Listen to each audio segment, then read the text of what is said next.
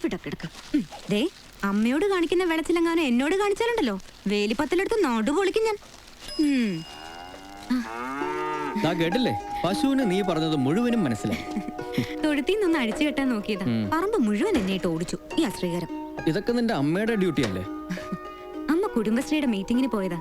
നാളെ തൊട്ട് പഞ്ചായത്ത് റോഡ് കാന ഊരാൻ തുടങ്ങല്ലേ. ഓ, കുടുംബശ്രീക്കാരാണല്ലോ നമ്മുടെ നാട്ടിലെ പ്രധാന തോട്ടിപ്പണിക്കാർ.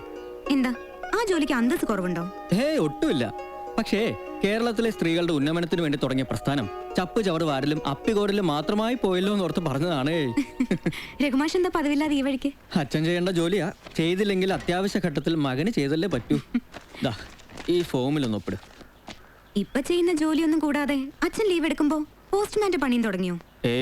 തനിക്കുള്ള മണി ഓർഡറും വാങ്ങി ഞാനിങ്ങ് പോകുന്നേ ഉള്ളൂ. സമയം കളാതെ ഒപ്പിട്ട് കാശ് വാങ്ങാം. ഇവിടെ മണി ഓർഡറുമായി വരുന്ന പോസ്റ്റ്മാനെ ചില്ലറ എന്തെങ്കിലും കൊടുക്കണമെന്നാ നാട്ടു നടപ്പ്. അങ്ങനെയാണെങ്കിൽ ഇങ്ങക്ക് എത്ര തരണം? തരികയാണെങ്കിൽ മുഴുവനും വേണ്ടി വരും. എന്തോ അല്ല, മുഴുവനും സ്വന്തമായിട്ട് എടുത്തോളം പറഞ്ഞതാണേ. വേണ്ട, കടം വാങ്ങിയ കാശല്ലേ, മാഷ് തന്നെ കൊണ്ടുവയ്ക്കോ. എടുത്തോന്നേ, കാര്യായിട്ടാ. അതൊന്നും വേണ്ട. വേണം. മാഷ് ഇന്നലെ രാവിലെ തൊട്ടി കാശുണ്ടാക്കാൻ ഓടി നടക്കുമായിരുന്നില്ലേ? തൽക്കാലം വാങ്ങിയെടുത്ത് തന്നെ തിരിച്ചു കൊടുത്തേക്ക്. ഞാനിങ്ങനെ അറിഞ്ഞോന്ന് അത്ഭുതപ്പെടണ്ട. നമ്മുടെ ഇട്ടാവട്ടത്തിലുള്ള നാടല്ലേ, ഇതൊന്നും അറിയാൻ അത്ര ബന്ധപ്പെടേണ്ട കാര്യമില്ല. അപ്പോ ഉഷയുടെ ഫീസ്?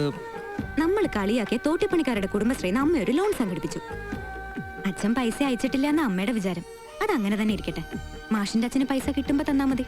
അച്ഛൻ അയച്ചതാണെന്ന് പറഞ്ഞ് ഞാൻ അപ്പ അമ്മയ്ക്ക് കൊടുക്കാം. മാഷ് അതോർത്ത് വിഷമിക്കണ്ട. കേറിയിരിക്കുകയാണെങ്കിൽ ചായ ഇടാം. വേണ്ട, താനിവിടെ ഒറ്റക്കല്ലേ ഉള്ളൂ. ആളുകൾക്ക് തമാശ പറയാൻ ഞാനായിട്ട് ഒരു അവസരം ഉണ്ടാക്കുന്നില്ല. പറട്ടെ.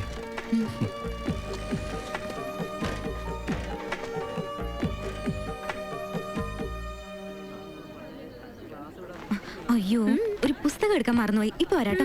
ചെല്ല് ചെല്ല്. ഇന്നെന്താ സ്ഥലക്കച്ചവടത്തിനും മ്യൂച്വൽ ഫണ്ട് ചേർക്കാനൊന്നും പോയില്ലേ?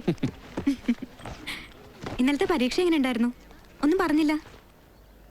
ഏത് പരീക്ഷയുടെ കാര്യം പറയണേ? അത് ശരി, എന്നെ കളിപ്പിക്കല്ലേ. PRDയിൽ ഇൻഫർമേഷൻ ഓഫീസർ എന്ന് പറഞ്ഞ ഒരു വലിയ പോസ്റ്റ് തന്നെയാ. പക്ഷേ കിട്ടിക്കഴിഞ്ഞിട്ട് മതി ഈ ജാട. അതിന് ആ പരീക്ഷ അത് കഴിഞ്ഞോ? കളി വീട് മാഷേ. ഈ പഞ്ചായത്തിലെ മുഴുവൻ ആളുകളെയും സർക്കാർ സർവീസിൽ കയറ്റാൻ പോകുന്ന ആളാ സ്വന്തം പരീക്ഷ മാർക്കണത്. അപേക്ഷ അയച്ചു എന്നുള്ളത് സത്യം. പക്ഷെ പരീക്ഷ ഇന്നലെയാണെന്ന്. ജനറൽ നോളജിന്റെ തടിയും പുസ്തകങ്ങളും മാത്രം പോരാ, പത്രവും ഇടയ്ക്ക് നോക്കണം. പക്ഷെ ഹോൾ ടിക്കറ്റ് വന്നിട്ടില്ല. അത് ശരി. അപ്പോ അത് പോസ്റ്റ്മാൻ ഗംഗേട്ടന്റെ കയ്യിൽ തന്നെ കാണും. ചെന്ന് നോക്ക്.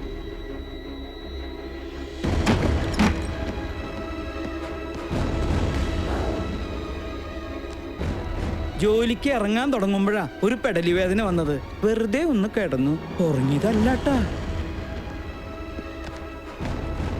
നീ തിരയണ്ട.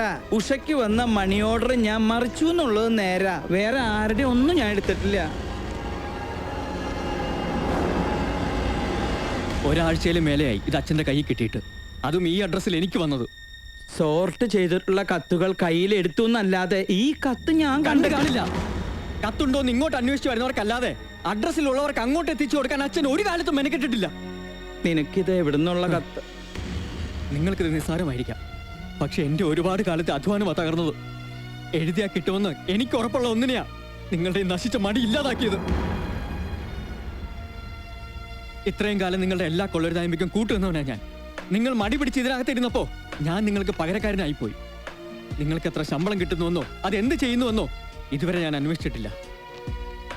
ഇനി അങ്ങനെ ആയിരിക്കാൻ എനിക്ക് പറ്റില്ല. ഇനി മുതൽ നമ്മൾ രണ്ടാ, ശരിക്കും രണ്ട്.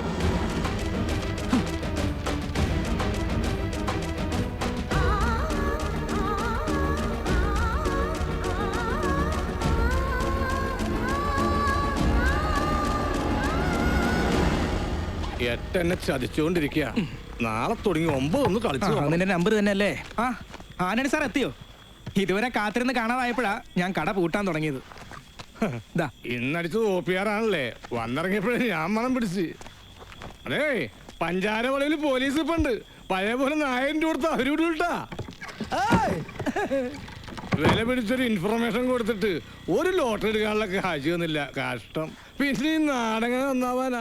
ആസിയാൻ കരാലിന്റെ ഒപ്പിട്ട് ഒട്ടി ശരിയായില്ല. ഓക്കെ കോച്ചിങ് സെന്ററിൽ എന്താ ഒരു വെളിച്ചം? അത്രേ ഉള്ളൂ. പരീക്ഷ ഇനിയും വരുമല്ലോ. എന്റെ രഘു, നീ ഈ സർക്കാർ ഉദ്യോഗം വാങ്ങിച്ച് അടങ്ങൂ എന്നുള്ള പിടിവാശി വിട്. എന്നിട്ട് എന്റെ കൂടെ ചേര്. ഒന്ന് ഇറങ്ങി പോടാ. ഉപദേശിക്കാൻ വന്നിരിക്കുന്നു. രഘുമാഷേ പോസ്റ്റ്മാനോട്ട് പിണങ്ങി വീട്ടിൽ നിന്ന് പോന്നിരിക്കുക. മാർട്ടിൻ ചെന്നേ, ഞാൻ ഇരുന്നോളാം കൂട്ട്. ഒരാൾ വീരാതിരിക്കണ്ട. ഒയ്ക്കോ എല്ലാരും.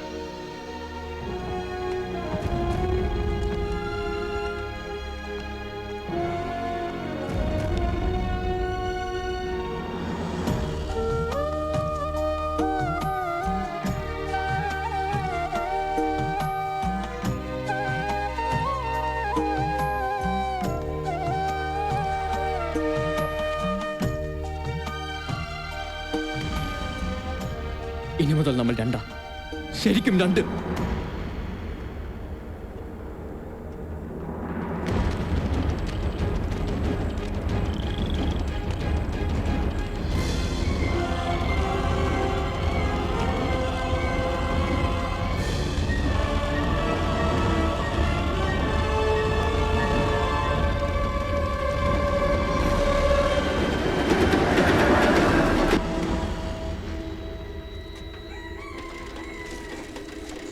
രഘു, രഘു,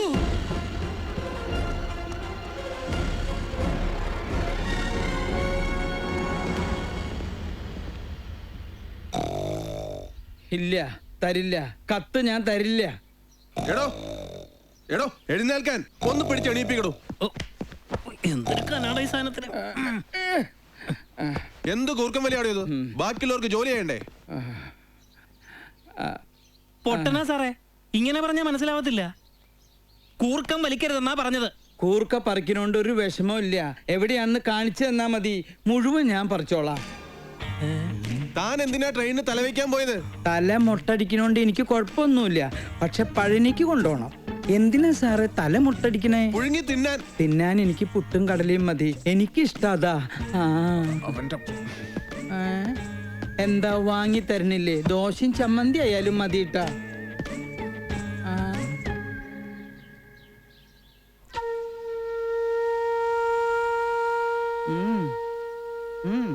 എന്താ? എന്റെ മോനാ സാറേ, എന്നെ ജാമ്യത്തിൽ ഇറക്കാൻ വന്നതാ. ആ ദാമോദരൻ വക്കീലിനൊന്ന് കൂട്ടായിരുന്നില്ലടാ. ആണോടോ തന്റെ അച്ഛനെ ഇത്? ട്രെയിനിന്റെ മുന്നിലേക്ക് നടന്നു പോകുന്നത് ഭാഗ്യത്തിനാ ഞങ്ങൾ കണ്ടത്. പാളത്തിന്ന് വലിച്ചു മാറ്റി ബ്ലഡി റാസ്കലെ എന്ന് വിളിച്ചപ്പോ റസ്ക് വേണ്ട ബണ്ണ് മതിയെന്ന് ഉത്തരം. ഇയാളെന്താ പൊട്ടനാ? പൊട്ടം മാത്രമല്ല, ഭ്രാന്തനും കൂടെയാ. കുറെ നാൾ ഊളം പറയലായിരുന്നു. ഇത്തിരി ഭേദമായിപ്പോ അവിടുന്ന് പറഞ്ഞയച്ചു. എന്നാലും ഇടയ്ക്ക് വയലുണ്ടാവും. ഇപ്പൊ ഈടെയായിട്ട് ഉറക്കത്തിൽ മൂത്രം ഒഴിക്കാനും തുടങ്ങി. എനിക്ക് മടുത്തു സാറേ. സാറ് തന്നെ ഏതെങ്കിലും ആശുപത്രി കൊണ്ടു ചെന്നാക്ക്. എനിക്ക് വയ്യ, ഞാൻ പോയിക്കോട്ടെ. നിക്കടോ അവിടെ. നിന്റെ തന്തയെ ചികിത്സിക്കാൻ കൊണ്ടു നടക്കലാണോ റെയിൽവേ പോലീസിന്റെ പണി? വീട്ടിൽ കൊണ്ടുപോയി പൂട്ടിയിട്ടോളണം. മേലിയാൾ തീവണ്ടി പാലത്തിന്റെ പരിസരത്ത് വന്ന പൊട്ടനും വട്ടനുമായ അച്ഛനെ അഴിച്ചുവിട്ടതിന് തനിക്കെതിരായിരിക്കും ഞാൻ കേസെടുക്കുക. അതെ, കേക്ക് എടുക്കണെങ്കിൽ എനിക്ക് അത് മതി. കഴിഞ്ഞ ക്രിസ്മസിന് ഞാൻ അവസാനമായിട്ട് കേക്ക് ഒന്ന് പിടിച്ചോണ്ട് പോണോ? പോവാ. ഇങ്ങ് വന്നേ. ഞാനായതുകൊണ്ട് ഭ്രാന്തൻ തന്നെ പറഞ്ഞുള്ളൂ. വേറെ വല്ല മക്കളായിരുന്നെങ്കിൽ ഈ ഒറ്റ സംഭവത്തോടെ വീട്ടിൽ നിന്ന് പുറത്താക്കിയേനെ. ചാവാനാണെങ്കിൽ തീവണ്ടിക്ക് തലവെക്കാൻ പോയത് എന്തിനാ? വേറെ മാർഗങ്ങൾ ഉണ്ടായിരുന്നില്ലേ? അതെങ്ങനെയാ? അതിന്റെ അടിയിൽ പെട്ടുപോയാലല്ലേ കേസിന് പുറകെ എന്നെ നടത്താൻ പറ്റൂ. അപ്പൊ അവിടെ എന്നെ ദ്രോഹിക്കണം. അച്ഛൻ എന്താ ഒന്നും മിണ്ടാതെ നിൽക്കുന്നത്? ആ SI പറഞ്ഞ പോലെ ഒറ്റ രാത്രി കൊണ്ട് പൊട്ടനായി പോയോ? എന്റെ ക്ഷമയ്ക്കൊരു അതിലുണ്ട്. എന്തെങ്കിലും ഒന്ന് വാ തുറന്ന് പറ.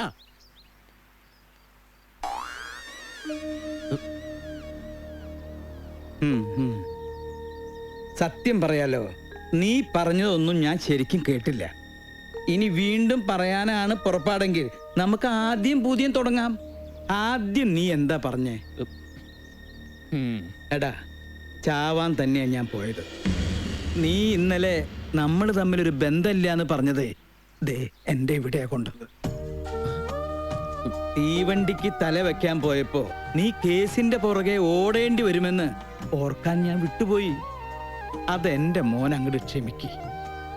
തീവണ്ടിയുടെ ശബ്ദം കേട്ട് പേടിച്ച് പിന്മാറണ്ടെന്ന് വിചാരിച്ചിട്ടാ ഈ 2 ഉണ്ടയെടുത്ത് ചെവിയിൽ വെച്ചത്.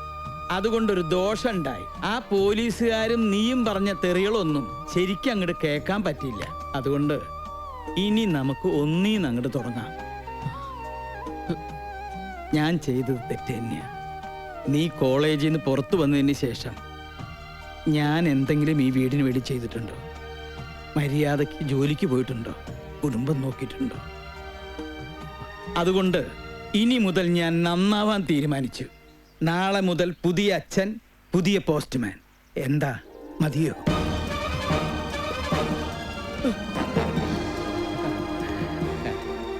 എടാ, ദിവസവും ചീത്ത പറയാനും വേണ്ടി വന്ന 2 എണ്ണം പൊട്ടിക്കാനും നിനക്ക് അച്ഛനായിട്ട് ഞാൻ മാത്രല്ലേ ഉള്ളൂ. ആ ഡ്യൂട്ടി നീ ശരിക്കും അങ്ങോട്ട് ചെയ്യടാ. ഞാൻ പിന്നെ വഴി തെറ്റില്ലല്ലോ. എന്താ